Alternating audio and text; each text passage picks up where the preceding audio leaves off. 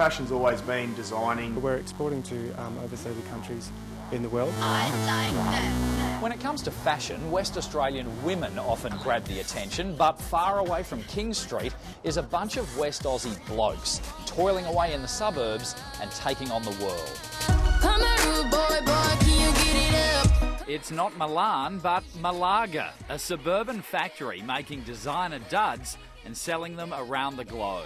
We're selling about 80,000 pairs a year, so we've grown significantly in the 5 years that we've been running. Tired of ill-fitting undies, Mark Turner started designing his own, and so 2day2nite underwear was born. It's 2day2nite, so the wink with the eye. So because it's underwear, it's a little bit personal, it's cheeky. These days, making clothes locally is almost unheard of.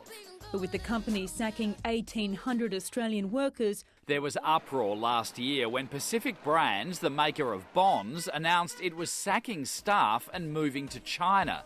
That's when 2day2nite decided to buck the trend and bring its production back home. It is worthwhile bringing it back here. There's so much confidence out there with Australian-made products, not only from Australians but overseas buyers as well. While costs might be higher, so is turnover, about $2 million a year. It's only been the last few years that I've really gotten into the fashion side of things. A few suburbs away in Innaloo is Zach Pritchard, an offshore oil rig worker with a passion for fashion.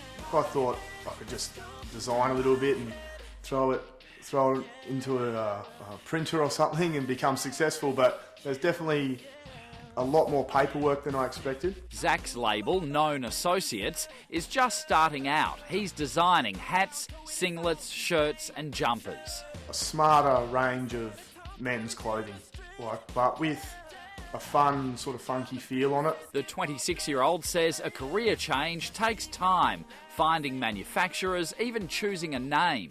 It just clicked with me, so I wrote it down on paper and sketched it a few times, and I've just stayed with that one ever since. I knew that one was one that worked. A construction worker from Gooseberry Hill is well on his way to becoming the next big thing. I was put in a position where I had said that I could design shoes, and I had to design shoes, so I just practiced drawing shoes for a couple of weeks and finally figured out that I could do it. Tristan Blair is now based in Sydney, has shoe shops in the UK and Japan, and is about to launch in Europe and the US. It took me about 2.5 to 3 years to get a real understanding of how the whole industry worked, from drawing a picture on a piece of paper and then having it actually a physical sample to sell. From head to toe and in between, our Perth trio has the fashion world covered, and they're happy to pass on a few tips. Be very, very sure of what you're doing. Just be confident. Be very, very happy.